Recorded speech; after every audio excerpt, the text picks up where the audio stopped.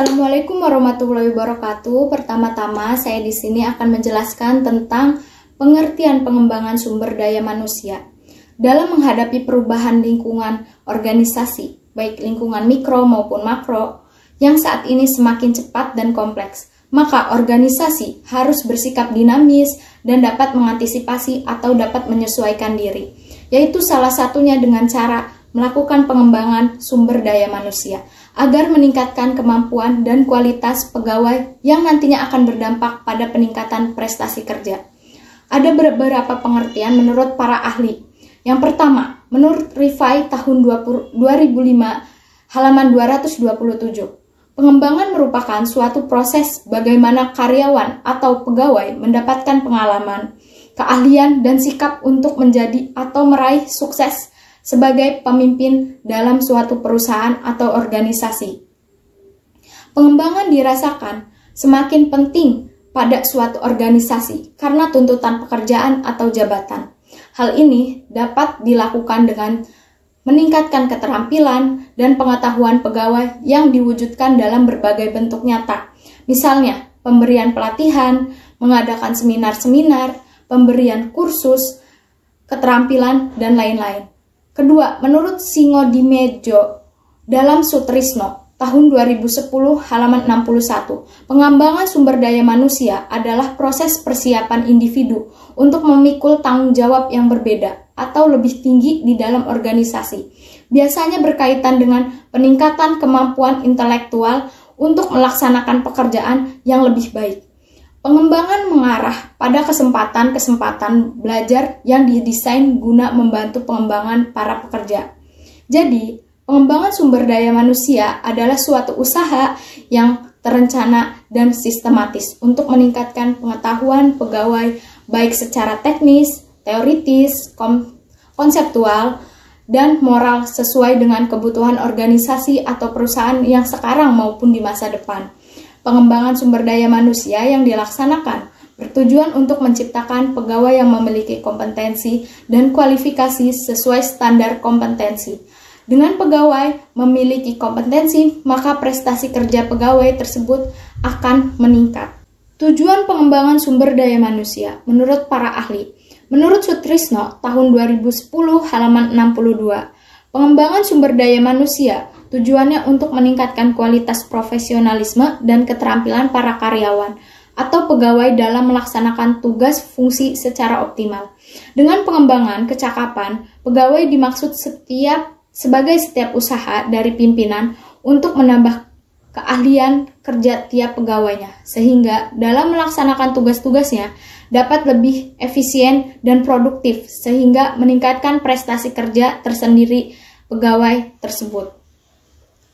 Dalam efisiensi pengembangan, karyawan juga bertujuan untuk meningkatkan efisiensi tenaga, waktu, bahan baku, mengurangi produksi mesin, dan mengurangi pemborosan. Kerusakan pengembangan, karyawan bertujuan untuk mengurangi kerusakan barang, produksi, dan mesin-mesin karena karyawan semakin terampil dan ahli dalam melaksanakan pekerjaan. Sedangkan kecelakaan pengembangan bertujuan untuk mengurangi tingkatan kecelakaan karyawan sehingga jumlah biaya pengobatan yang dikeluarkan perusahaan berkurang. Pelayanan pengembangan bertujuan untuk meningkatkan pelayanan yang lebih baik dari karyawan tersebut, dari karyawan kepada nasabah. Moral dengan pengembangan moral karyawan akan lebih baik karena keahlian dan keterampilan sesuai dengan pekerjaan, sehingga mereka antusias untuk menyelesaikan pekerjaan dengan baik. Keberhasilan atau manfaat dari pengembangan harus diukur dalam hubungan dengan serangkaian tujuan organisasi. Karena pengembangan jarang mempunyai anggaran atau terbatas dan organisasi mempunyai banyak kebutuhan pengembangan, maka diperlukan adanya penetapan prioritas. Prinsip-prinsip pengembangan sumber daya manusia memiliki 8 prinsip yang digunakan sebagai pedoman dalam mengembangkan sumber daya manusia agar berjalannya dengan baik menurut Suprihanto tahun 2001 halaman 88. Yang pertama, adanya dorongan motivasi dari trainer, misalnya persiapan transfer atau promosi. Yang kedua, adanya laporan kemajuan program report. Yang ketiga, adanya penguatan reinforcement. Yang keempat, adanya partisipasi aktif dari trainer, active participation. Yang kelima, latihan diberikan demi sebagian participle of learning. Yang keenam, latihan harus mengingat adanya perbedaan per individual difference. Yang ketujuh, trainer yang selektif mau dan mampu. Yang kedelapan, diusahakan training method yang sesuai. Dengan begitu, pengembangan dan manajemen sumber daya manusia yang efektif dipastikan dapat menunjang pengembangan ekonomi, seperti kesuksesan yang dicapai negara-negara seperti Jepang, Jerman, Taiwan, dan Singapura, menjadi contoh untuk besar peran manajemen sumber daya manusia yang efektif.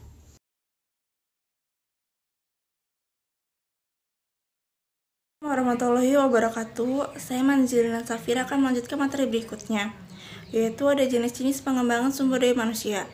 Yang pertama ada jenis pengembangan secara informal. Pengembangan secara informal adalah pengembangan untuk karyawan atas keinginan dan usaha sendiri, melatih dan mengembangkan dirinya dengan cara mempelajari buku-buku literatur yang berkaitan dengan pekerjaan atau jabatannya. Pengembangan secara informal ini menunjukkan bahwa adanya keinginan dalam diri karyawan. Bukan hanya karyawan, tapi perusahaan juga diuntungkan karena produktivitas kerja karyawan tersebut semakin besar dan efisien. Selanjutnya ada pengembangan secara formal. Pengembangan secara formal adalah pengembangan yang diberikan oleh perusahaan agar karyawan mengikuti pendidikan atau pelatihan di mana tujuannya agar kemampuan dan produktivitas karyawan tersebut meningkat. Selanjutnya ada peserta pengembangan sumber daya manusia. Peserta yang akan mengikuti pengembangan dari suatu perusahaan adalah karyawan baru atau lama, baik dia tenaga operasional atau karyawan manajerial. Yang pertama ada karyawan baru, yaitu karyawan yang baru diterima bekerja pada perusahaan tersebut. Mereka diberi pengembangan agar memahami, terampil, dan ahli dalam menyelesaikan pekerjaannya, sehingga para karyawan dapat bekerja lebih efisien dan efektif pada jabatan atau pekerjaannya. Pengembangan karyawan baru perlu dilaksanakan agar teori dasar yang telah mereka kuasai dapat diimplementasikan secara baik dalam pekerjaannya. Selanjutnya ada karyawan lama, yaitu karyawan lama oleh perusahaan yang ditugaskan untuk mengikuti pengembangan dan pelatihan. Pengembangan karyawan lama dilaksanakan karena tuntutan pekerjaan, jabatan, perluasan perusahaan, pergantian mesin lama dan mesin baru, pembaruan metode kerja, serta persiapan untuk promosi. Jelasnya, pengembangan karyawan lama perlu dilaksanakan agar para karyawan semakin memahami technical skill, human skill, dan managerial skill, supaya moral kerja dan presentasi kerjanya meningkat. Selanjutnya ada metode perkembangan sumber daya manusia. Yang pertama ada metode pendidikan atau education. Metode pendidikan sebagai suatu metode pengembangan untuk karyawan manajerial, sehingga tenaga manajerial adalah mereka yang mempunyai wewenang terhadap orang lain. Metode-metode yang digunakan berbeda dengan karyawan operasional. Hal ini disebabkan oleh karakteristik kepribadian untuk para manajer, berbeda dengan karyawan operasional. Metode pendidikan yaitu metode kuliah atau ceramah, metode diskusi, metode kasus, dan metode permainan bisnis. Selanjutnya metode pelatihan atau training. Metode pelatihan atau training ini harus berdasarkan pada kebutuhan pekerjaan dan tergantung pada berbagai faktor. Di antaranya adalah waktu, biaya, jumlah peserta, tingkat pendidikan dasar peserta, latar belakang peserta, dan lain-lain. Ruang lingkup pelatihan lebih kecil daripada pendidikan, karena pelatihan pada dasarnya dipandang sebagai penerapan, kecakapan, dan keterampilan pekerjaan. Oleh karenanya, pelatihan hanya terfokus pada mempelajari bagaimana melaksanakan tugas-tugas khusus. Assalamualaikum warahmatullahi wabarakatuh. Perkenalkan, nama saya Dava Putri Prananda dari kelompok 2. Saya akan menjelaskan tentang analisis SWOT dalam pengembangan sumber daya manusia. Yang kedua, saya akan menjelaskan tentang faktor-faktor yang dapat mempengaruhi pengembangan sumber daya manusia. Dan yang ketiga, saya akan menjelaskan tentang pengembangan karir. Yang pertama yaitu analisis SWOT dalam pengembangan sumber daya manusia. Dalam pengembangan sumber daya manusia, banyak faktor yang mempengaruhi terhadap keberhasilan maupun kegagalan dalam meningkatkan kinerja suatu sumber daya manusia. Berbagai analisis yang digunakan dimaksudkan untuk melakukan telaah terhadap berbagai situasi atau keadaan lingkungan, baik lingkungan internal maupun lingkungan eksternal. Salah satu instrumen yang dapat mengantisipasi situasi dan kondisi perlu menggunakan analisis SWOT. Seperti yang ditegaskan oleh Hanger and Whelan, menjelaskan bahwa the factor are most important the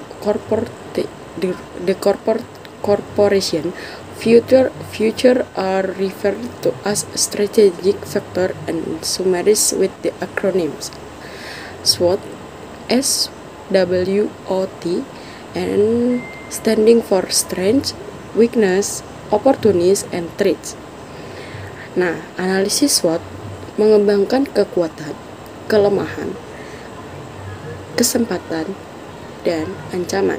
Pendekatan ini berusaha mengembangkan kekuatan-kekuatan serta kelemahan organisasi atau manajemen sumber daya manusia dengan memperhatikan kesempatan-kesempatan dan ancaman yang ada dari lingkungan eksternal. Yang pertama, komponen yang pertama ini yaitu ada strength atau kekuatan. Faktor yang menjadi kekuatan dalam pengembangan dan pembinaan sumber daya manusia adalah setiap kebijakan yang diputuskan pemerintah, baik dalam bentuk program pembangunan dalam jangka menengah ataupun nasional, maupun undang-undang dan peraturan pemerintah yang dikeluarkan oleh Menteri Pendayagunaan Aparatur Negara sebagai pedoman bagi pelaksana di lapangan. Nah, untuk S ini yaitu kekuatan, bahwasanya prioritas pembangunan yang berkaitan dengan sumber daya manusia adalah pembangunan sumber daya manusia yang ditunjukkan agar semakin meningkat kualitas sehingga dapat mendukung pembangunan ekonomi melalui peningkatan produktivitas dengan pendidikan nasional yang makin merata dan bermutu, disertai peningkatan dan perluasan pendidikan, keahlian yang dibutuhkan di berbagai pembangunan, serta pengembangan ilmu pengetahuan dan teknologi yang semakin mantap atau semakin meningkat. Kemudian yang kedua ada kelemahan atau weakness, yaitu dalam pengembangan dan pembinaan sumber daya manusia masih ditemui sistem manajemen yang belum efisien dan efektif. Di antaranya yaitu yang pertama, mutu untuk sumber daya manusia atau kerja personel yang telah mengikuti pendidikan dan pelatihan sebagian masih rendah. Karena apa? Karena masih terdapat keraguan dalam menyelesaikan tugas-tugas pokoknya. Mereka memerlukan penambahan pengetahuan dan keterampilan sesuai dengan jabatannya. Yang kedua, penyediaan fasilitas dalam memberikan pelayanan kepada learners atau pembelajar, terlebih pada saat peralatan terbatas. Jadi kelemahannya itu peralatannya belum terpenuhi atau masih terbatas. Nah, kemudian saya akan menjelaskan yang ketiga. Yang ketiga ini yaitu kesempatan atau opportunities. Perkembangan dunia semakin terbuka, memerlukan kepekaan bagaimana memanfaatkan berbagai peluang yang ada. Kemudian kesempatan yang ada dapat dipetik dari ekspansi global, yaitu bagaimana kita mampu dalam mengakses berbagai informasi dunia yang dapat membantu mengembangkan sumber daya manusia. Berbagai kegiatan yang berorientasi pada pengembangan sumber daya manusia baik dalam bentuk pendidikan, pelatihan, seminar, workshop, atau webinar baik yang diselenggarakan oleh lembaga pemerintah maupun pemerintah memberikan ruang bagi gerak setiap aparat maupun manajer untuk terus dapat meningkatkan kualitas dan kuantitas sumber daya manusianya atau para pekerjanya. Nah, yang keempat atau yang terakhir ini ada ancaman atau threats. Ancaman dalam pengembangan sumber daya manusia yaitu yang pertama ada yang berasal dari luar, yaitu perkembangan iptek yang berupa arus teknologi, komunikasi yang membatasi ruang dan waktu. Maksudnya dalam arti kata ketika memasuki pasar bebas, maka perlu antisipasi dampak negatif dari ekspansi tersebut.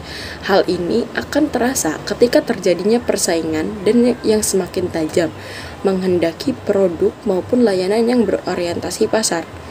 Pengaruh global bukan hanya berakibat tertinggalnya kita sebagai sumber daya manusia dalam teknologi, tetapi akan mempengaruhi budaya bangsa kita. Nah, budaya apa tuh maksudnya?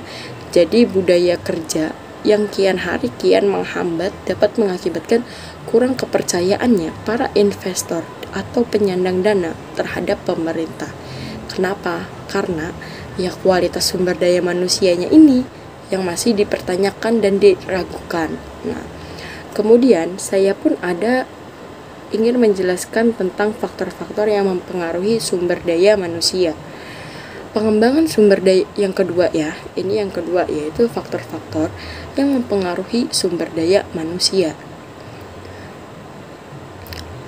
Pengembangan sumber daya manusia dalam suatu organisasi, khususnya dalam sumber daya manusia ini sangat penting dalam rangka mencapai tujuan bersama.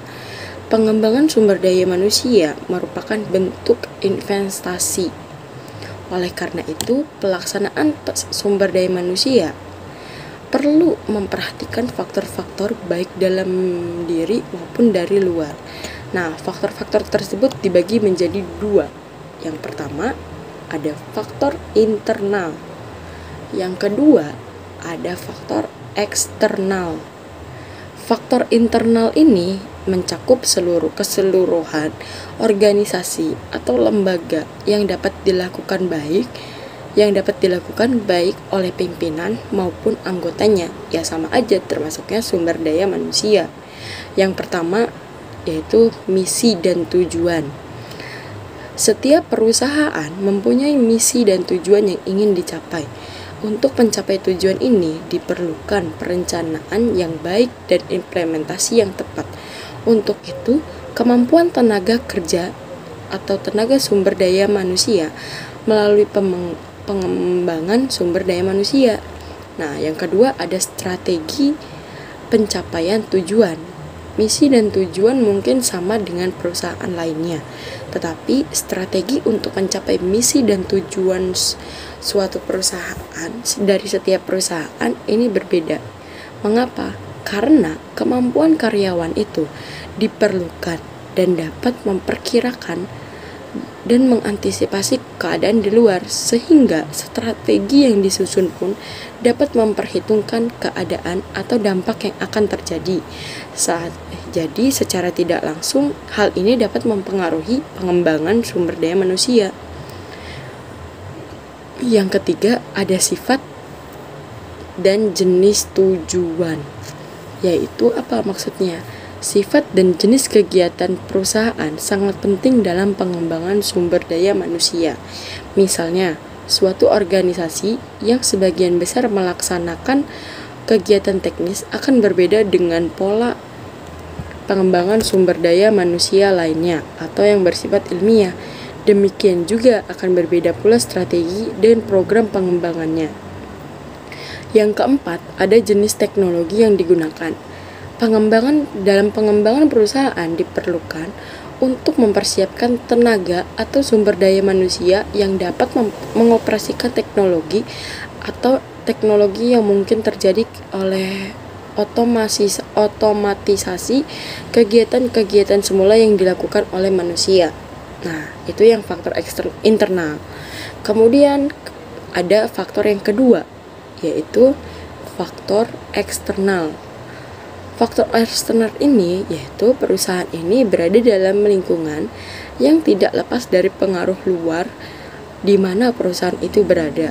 Agar perusahaan itu dapat melaksanakan misi dan tujuannya, maka harus memperhitungkan faktor-faktor lingkungan atau faktor-faktor eksternal, yaitu salah satunya yaitu adanya kebijakan pemerintah.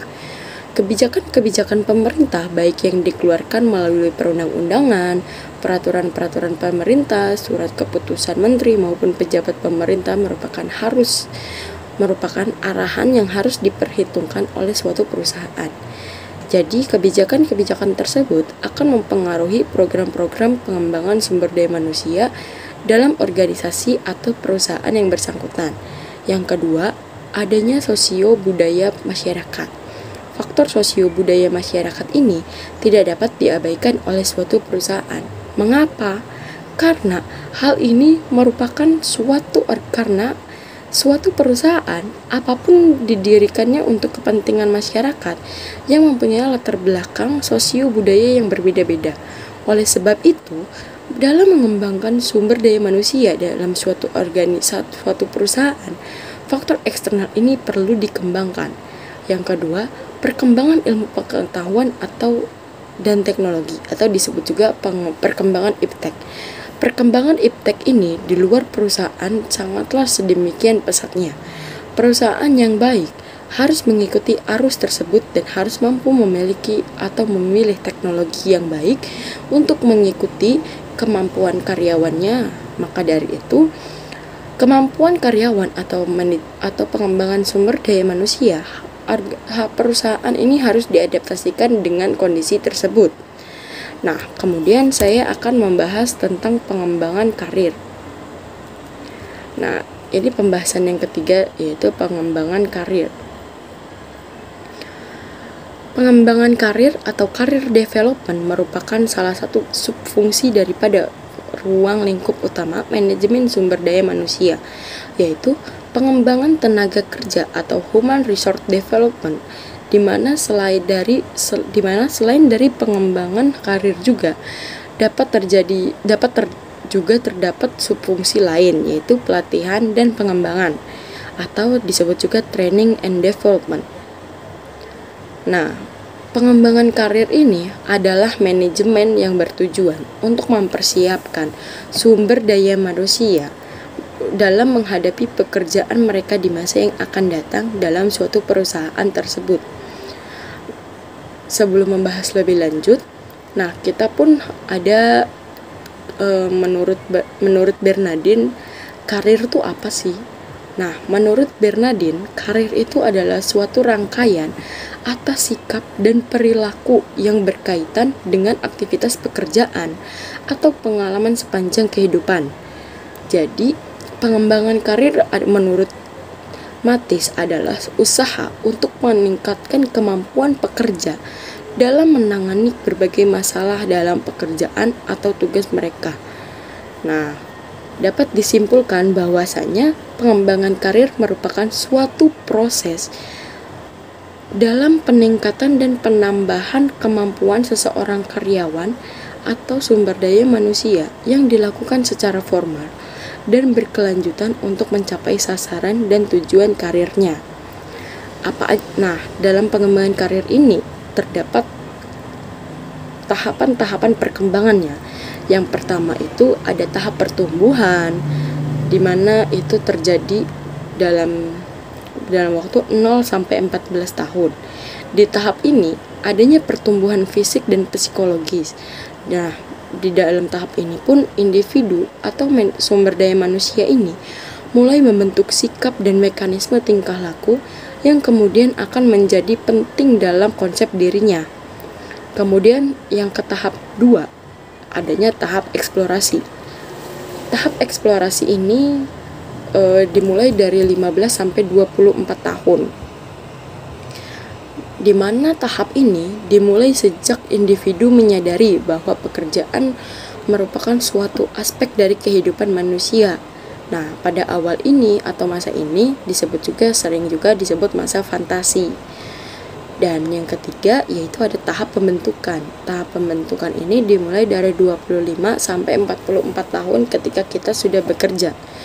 Nah, di tahap ini itu sangat berkaitan dengan pengalaman seseorang pada saat mulai bekerja. Nah, yang keempat ini atau tahap terakhir yaitu adanya tahap pemeliharaan, di mana tahap ini terjadi pada 45 tahun hingga 64 tahun kita bekerja, di mana individu berusaha meneruskan atau memelihara situasi pekerjaan yang dilakukan dan konsep diri mempunyai hubungan yang erat. Keduanya terjalin oleh proses perubahan dan penyesuaian dalam kontinu.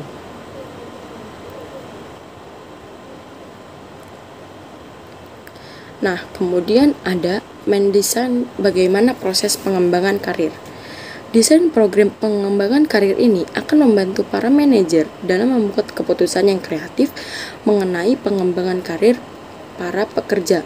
Nah, proses program pengembangan karir ini terdiri dari yang pertama, adanya fase perencanaan, di mana merupakan aktivitas menyelaraskan rancangan pekerja dan rancangan perusahaan mengenai pengembangan karir di lingkungannya. Yang kedua, adanya fase pengarahan, bermaksud untuk membantu para pekerja agar mampu mewujudkan perencanaannya menjadi kenyataan. Dan yang ketiga, adanya fase pengembangan, di mana tenggang waktu yang diperlukan pekerja untuk memenuhi persyaratan yang memungkinkan melakukan gerak dari suatu posisi ke posisi lain, atau disebut juga adanya jenjang jabatan. Nah, untuk model pengembangan karir ini terbagi menjadi 3 menurut Biars dan Roux pada tahun 2000. Yang pertama, ada model siklus hidup atau life cycle model. Yang kedua, model berbasis organisasi. Yang ketiga, adanya model pola terarah. Nah, di sini pun ada faktor-faktor yang mempengaruhi pengembangan karir. Menurut Hasto Djoko Nur Utomo dan Meilan Sugiarto pada tahun 2007 memberikan beberapa faktor yang mempengaruhi pengembangan karir. Yang pertama, hubungan pegawai dan organisasi. Yang kedua, personalia pegawai. Yang ketiga, politik. Faktor eksternal. Yang keempat, politicking dalam organisasi. Yang kelima, sistem penghargaan. Yang keenam, jumlah pegawai. Yang ketujuh, ukuran organisasi. Yang kedelapan, kultur organisasi. Dan yang terakhir adalah tipe manajemen. Oke, apa sih pengembang? Oke, dari sini mungkin itu saja yang dapat saya sampaikan terhadap 3 materi, yaitu yang pertama, analisis SWOT dalam pengembangan sumber daya manusia. Yang kedua, yaitu faktor-faktor yang mempengaruhi pengembangan sumber daya manusia. Dan yang ketiga, adanya pengembangan karir. Oke, sekian dari presentasi saya, kurang lebihnya mohon maaf. Yang kemudian selanjutnya akan disampaikan oleh teman sekelompok saya. Assalamualaikum. Assalamualaikum warahmatullahi wabarakatuh. Perkenalkan, nama saya Lika Nundesrina. Saya akan melanjutkan presentasi dari teman saya. Yang pertama, promosi. Pengertian promosi. Promosi adalah penghargaan dengan kenaikan jabatan dalam suatu organisasi ataupun instansi baik dalam pemerintahan maupun non-pemerintahan atau swasta. Menurut Hussein, tahun 2003, seseorang yang menerima promosi harus memiliki kualifikasi yang baik dibandingkan kandidat-kandidat yang lainnya. Terkadang gender pria, wanita, serta senioritas tua muda mempengaruhi keputusan tersebut. Hal ini yang banyak diusahakan oleh kalangan pekerja agar menjadi lebih baik dari jabatan yang sebelumnya. Dan juga demi peningkatan dalam status sosial, promosi merupakan kesempatan untuk perkembangan dan maju yang dapat mendorong karyawan untuk lebih baik atau lebih bersemangat dalam melakukan suatu pekerjaan dalam lingkungan organisasi ataupun perusahaan.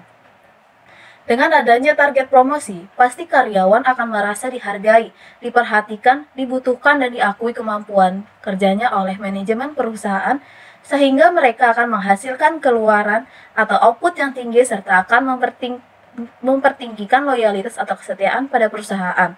Oleh karena itu, pemimpin harus menyadari pentingnya promosi dalam peningkatan produktivitas yang harus dipertimbangkan secara objektif. Jika pemimpin telah menyadari dan mempertimbangkan, maka perusahaan akan terhindar dari masalah-masalah yang menghambat peningkatan keluaran dan dapat merugikan perusahaan sendiri. Yang pertama, ketidakpuasan karyawan, adanya keluhan, tidak adanya semangat kerja, menurunnya disiplin kerja, tingkat absensi yang tinggi mau bahkan masalah-masalah pemogokan kerja. Untuk dapat memutuskan imbalan yang sepenuhnya diberikan kepada seorang karyawan atas hasil kerjanya, maka perusahaan harus memiliki sesuatu sistem balas jasa yang tepat. Nah, di sini ada dasar-dasar promosi yang pedoman yang dijadikan dasar untuk mempromosikan karyawan atau pegawai menurut Handoko tahun 1999 adalah yang pertama, pengalaman atau lamanya pengalaman kerja karyawan. Yang kedua, kecakapan atau keahlian atau kecakapan. Yang ketiga, ada kombinasi kecakapan dan pengalaman atau lamanya pengalaman dan kecakapan. Nah, di sini juga ada syarat-syarat promosi. Nah, persyaratan promosi untuk setiap perusahaan tidak selalu sama, tergantung kepada perusahaan atau lembaga masing-masing. Menurut Handoko tahun 1999, syarat-syarat promosi pada umumnya sebagai berikut. Yang pertama ada kejujuran, kedua kedisiplin, yang tiga prestasi kerja, yang keempat kerjasama, yang lima kecakapan, keenam loyalitas, tujuh kepimpinan, 8 komotif, yang kesembilan pendidikan. Sini juga ada jenis-jenis promosi pegawai. Periode peningkatan pangkat pegawai negeri sipil ditetapkan tanggal 1 April dan 1 Oktober setiap tahunnya, kecuali kenaikan pangkat anumerta dan kenaikan pangkat pengabdian. Nah, masa kerja untuk kenaikan pangkat pertama pegawai negeri sipil dihitung sejak pengangkatan sebagai calon pegawai negeri sipil. Menurut peraturan pemerintah nomor 12 tahun 2002, jenis-jenis promosi pegawai adalah sebagai berikut. Yang pertama, kenaikan pangkat penyesuaian ijazah. Nah, kenaikan pangkat penyesuaian ijazah dapat diberikan kepada pegawai setelah yang bersangkutan mengikuti ujian penyesuaian pangkat yang diselenggarakan oleh dinas dan dinyatakan lulus serta memenuhi persyaratan lainnya yang ditentukan. Syarat kenaikan pangkat penyesuaian ijazah adalah berikut. Yang pertama, memiliki STTB atau ijazah dari lembaga pendidikan yang telah diakreditasi oleh Depdiknas atau instansi yang berwenang. Yang pertama, lulus ujian penyelesaian ijazah, yaitu TPA untuk kenaikan pangkat ke golongan ketiga atau A, dan TPIU untuk kenaikan pangkat ke golongan kedua. Yang keduanya, pegawai yang bersangkutan sekurang-kurangnya telah 1 tahun dalam pangkat terakhir yang dimiliki. Nah, yang kedua ini ada kenaikan pangkat pilihan. Nah, syarat kenaikan pangkat pilihan adalah sebagai berikut. Yang pertama, berada 1 tingkat di bawah jenjang pangkat terendah yang ditentukan untuk jabatan yang didudukinya. Yang kedua, menunjukkan prestasi kerja luar biasa baiknya. Yang ketiga, menemukan penemuan baru yang bersemangat bagi negara.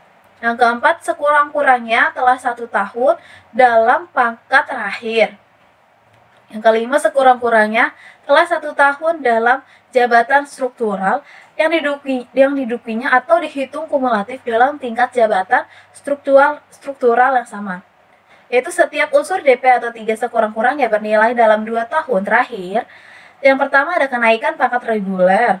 Nah, syarat kenaikan pangkat reguler berikut ini yaitu tidak menduduki jabatan struktural atau fungsional tertentu, diangkat dalam jabatan struktural dengan pangkat masih di bawah jenjang pangkat yang ditentukan tetapi telah 4 tahun dalam pangkat terakhir yang dimiliki, menduduki jabatan struktural dan pangkatnya telah mencapai jenjang pangkat terendah yang ditentukan untuk jabatan itu atau sedang tugas belajar dan sebelumnya menduduki jabatan struktural atau fungsional tertentu.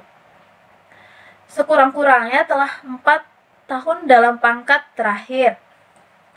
Setiap unsur DP3 sekurang-kurangnya bernilai baik dalam 2 tahun terakhir dan tidak melampaui pangkat atasan langsung.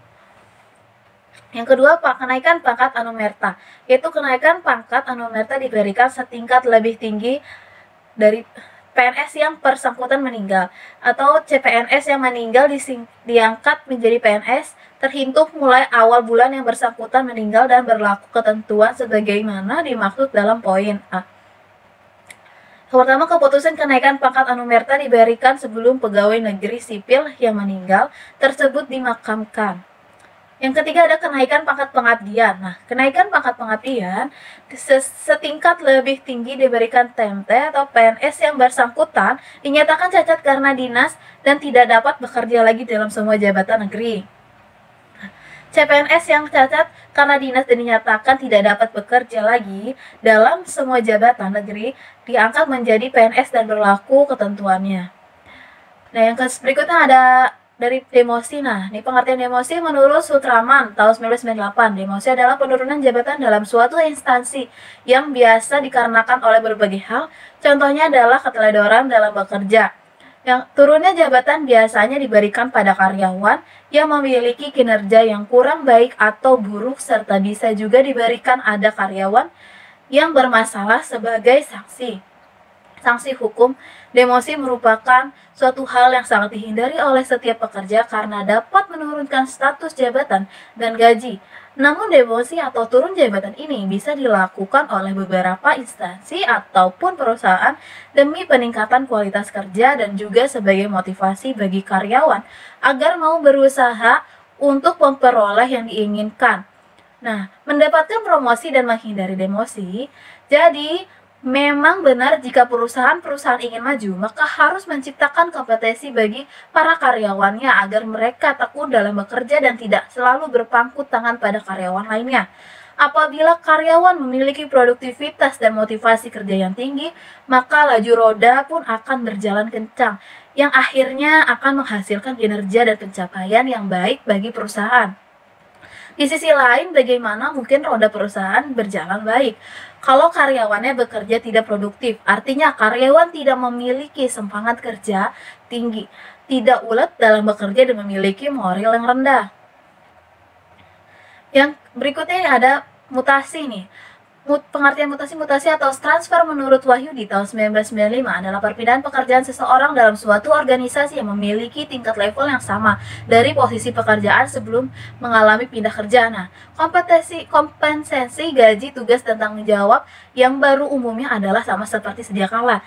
Mutasi atau rotasi kerja dilakukan untuk menghindari kejenuhan karyawan atau pegawai pada rutinitas pekerjaan yang terkadang membosankan serta memiliki fungsi tujuan lain supaya seseorang dapat menguasai dan mendalami pekerjaan lain di bidang yang berbeda pada suatu perusahaan.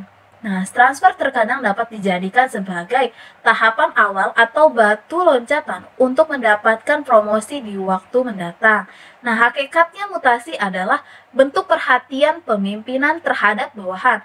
Di samping perhatian internal, upaya peningkatan pelayanan kepada masyarakat adalah bagian terpenting dalam seluruh pergerakan yang terjadi dalam lingkup kerja pemerintahan. Tujuan mutasi menurut Mujiono tahun 2000 adalah sebagai berikut. Yang pertama, untuk meningkatkan produktivitas karyawan. Yang kedua, menciptakan keseimbangan antar tenaga kerja dengan komposisi pekerjaan atau jabatan. Yang ketiga, untuk memperluas atau menambah pengetahuan karyawan. Yang keempat, untuk menghilangkan rasa bosan jenuh terhadap pekerjaan.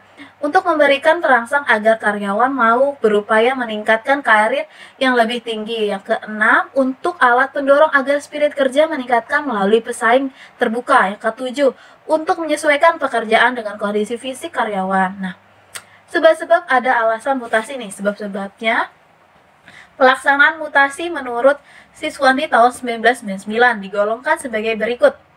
Yang pertama, permintaan sendiri, yaitu mutasi atas permintaan sendiri adalah mutasi yang dilakukan atasan keinginan sendiri dari karyawan yang bersangkutan dan dengan mendapat persetujuan pimpinan organisasi. Mutasi permintaan sendiri pada umumnya hanya pemindahan jabatan yang peringkatnya sama baik antar bagian maupun pindah ke tempat lain.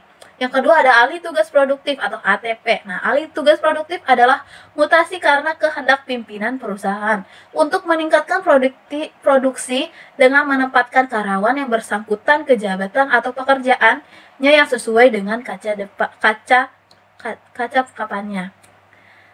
Sekian dari kelompok kami. Terima kasih. Wassalamualaikum warahmatullahi wabarakatuh.